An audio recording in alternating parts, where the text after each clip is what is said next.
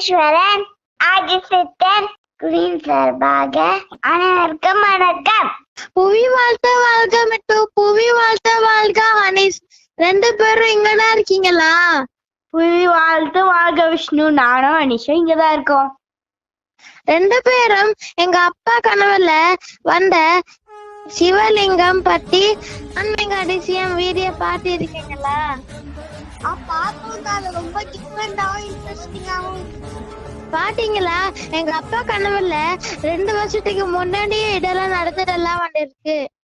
டேய் விஷ்ணு, சின்ன பசங்களுக்கெல்ல அதிசயம் நடக்காதுன்னு சொன்னலடா. ஆமாடா மிட்டு, எனக்கு அந்த மாதிரி நடக்கவே இல்ல. ஆனா எங்க மாமாக்கு ஒருத்தருக்கு சின்ன வயசுல சபரிமலை போகும்போது ஒரு அதிசயம் நடந்திருக்குடா. அது என்னடா அதிசயம் நடந்துச்சு? அத எங்களுக்கு கொஞ்சம் சொல்லுங்களா ப்ளீஸ்னா. கருப்பரே நேர்ல வந்து காட்சி குடுத்துருக்காருடா. அப்படியாடா? கருப்பரே நேர்ல வந்து காட்சி குடுத்துருக்காரா? ஆமா நீ. ஆமா மிட்டு, சொல்லு கேப்போம். இதை நம்ம டீடைலா வீடியோல பார்ப்போம். புய்வாழ்த்தவாக நான் உங்கள் ஆத்மேஸ்வரன். நன்றி விஷ்ணு, அனீஷ், மிதுன்.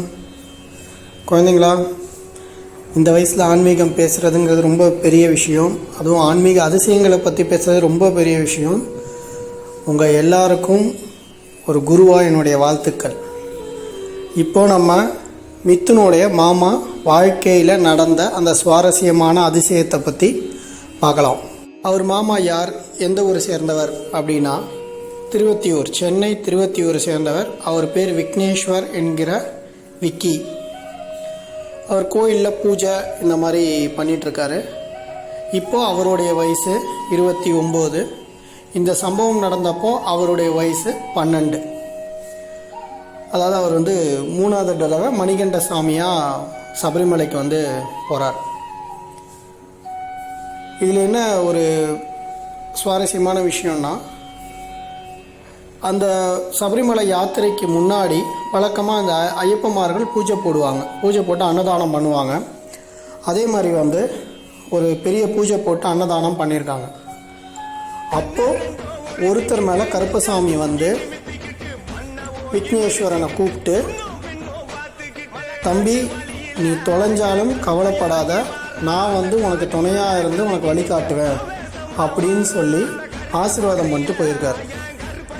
அப்போ இந்த தம்பி சின்ன வயசு, 12 வயசு தான் ஆகுதுங்கிறனால இவருக்கு அது புரியல.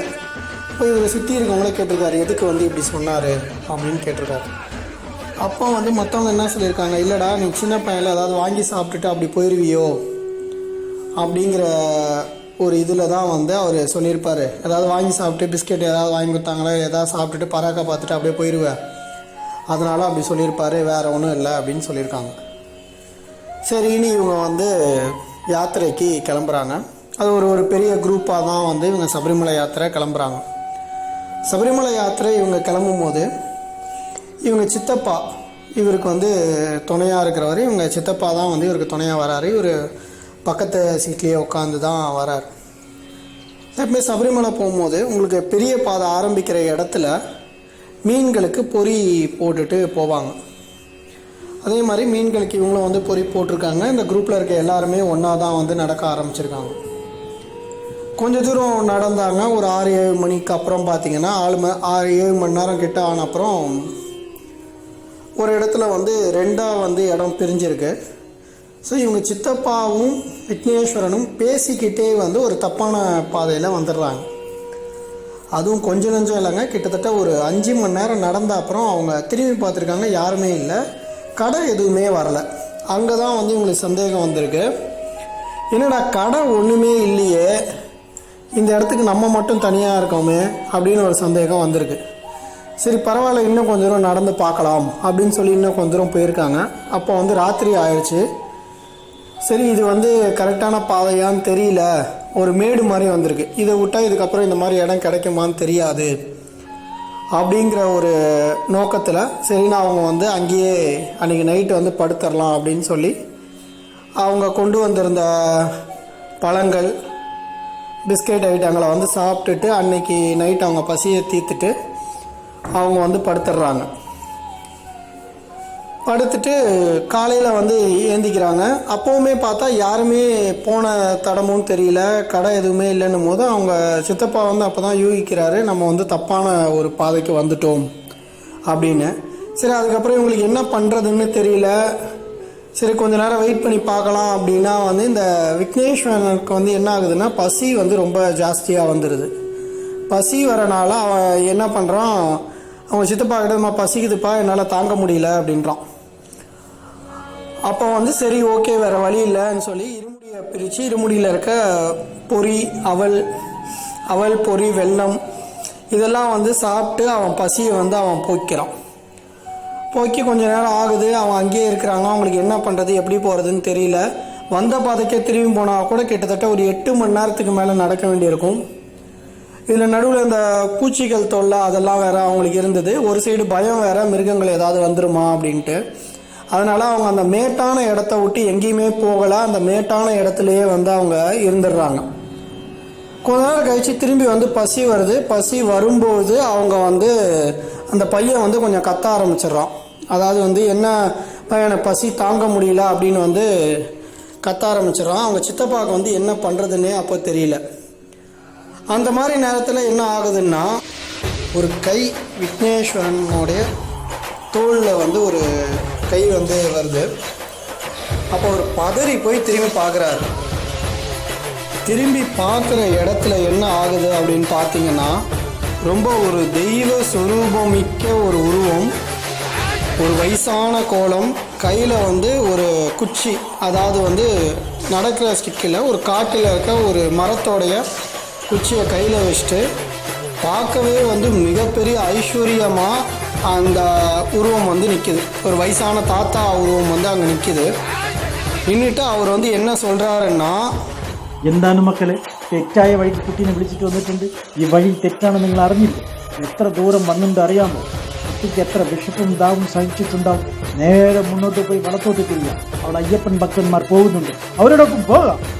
இப்போ கருப்பசாமி என்ன சொன்னார்னு உங்களுக்கு புரிஞ்சிருக்கும். இருந்தாலும் சொல்கிறேன்.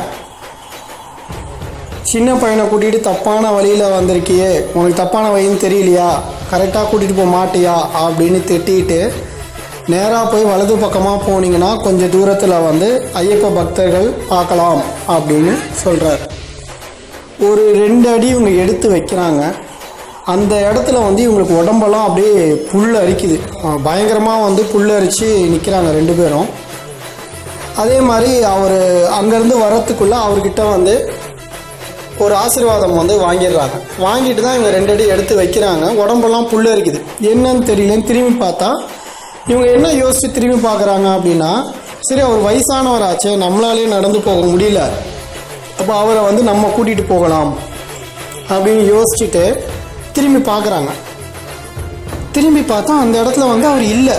அதாவது ஒரு காட்டுப்பகுதி, வெட்டவெளி, மேடு, அவர் எங்கேயும் போகிறதுக்கான வாய்ப்பே இல்லை. 2 அடிக்கு மேலே இவங்க எடுத்து வைக்கலை.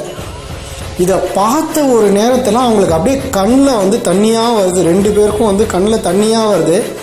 அவர் நின்ன இடத்துல அந்த மண்ணை தொட்டு கும்பிட்டுட்டு அந்த பாத சுவடு இருக்கும் தெரியுமா, அதை தொட்டு கண்ணில் வச்சுட்டு அங்கேருந்து மெதுவாக கருப்பா அப்படின்னு கத்திட்டு உணர்ச்சி கொண்டு அங்கேருந்து வராங்க. அங்கேருந்து இவங்க சாமியே சரணமையப்பா சொல்ல ஆரம்பித்தது ஐயப்பா பக்தர்களை கிட்டத்தட்ட ஒரு 6 மணி நேரம் கழித்து தான் பார்த்தாங்க. அது வரைக்கும் வந்து விடாமல் சொல்லிகிட்டே இருக்காங்க. இவங்களுக்கு எந்த பசியோ எந்த பிணியோ எதுவுமே வந்து தெரியல. ஏன்னா சாதாரண ஆள் ஆசீர்வாதம் பண்ணது அந்த கருப்பனையும் ஆசீர்வாதம் பண்ணியிருக்காங்க. அப்போ வரும்போது ஐயப்ப பக்தர்களை பார்க்குறாங்க, நடந்து வராங்க, தரிசனம்லாம் பண்ணிடுறாங்க. நல்லபடியாக தரிசனம் ஆகுது. தரிசனம் ஆகும்போது தான் வந்து விக்னேஸ்வருக்கு அந்த வார்த்தை ஞாபகம் வருது. என்ன வார்த்தைன்னா, நீ தொலைஞ்சாலும் கவலைப்படாத, நான் உன் கூட இருக்கேன் அப்படின்னு கருப்பன் சொன்ன அந்த வார்த்தை வந்து அவனுக்கு ஞாபகம் வருது.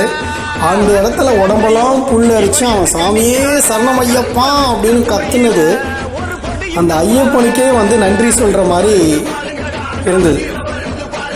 அதுக்கப்புறம் அங்கேருந்து அவங்க வராங்க, வீட்டுக்கு வராங்க, இந்த விஷயத்தெல்லாம் சொல்கிறாங்க. எல்லாருக்குமே வந்து இது ரொம்ப பெரிய புதிய அனுபவமாக தான் இருந்தது. இப்போ இதை கேட்ட நமக்குமே வந்து இந்த மாதிரி புதிய அனுபவமாக தான் இருக்கும். இதில் என்ன ஒரு விஷயம் அப்படின்னு பார்த்தீங்கன்னா, விக்னேஸ்வர் அப்படிங்கிற ஒரு பையன் பசியில் கத்துறான். அந்த இடத்துல வந்து வேற பக்தர்கள் யாருமே இல்லை, அதாவது உதவுறதுக்கு வேற யாருமே இல்லைங்கிற சூழ்நிலையில் இவன் கத்துன அந்த குரல் ஐயப்பனுக்கு கேட்டிருக்கு. ஐயப்பன் கருப்பனை அமைச்சிருக்கான். கருப்பன் வந்து அங்கே நின்றுருக்கான்.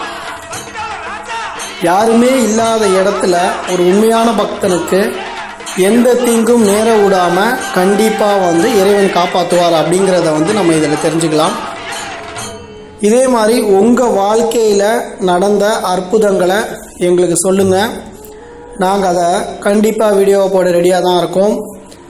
அதிசயங்கள் தினம் தினம் நிகழ்ந்துட்டு தான் இருக்குது. அதை வெளியே சொல்லணும், நம்ம அடுத்த சந்ததியினருக்கு எடுத்துகிட்டு போகணும். நன்றி, வணக்கம். பொய் வாழ்த்த வாழ்க. ஆனந்தம் ஆத்மானந்தம்.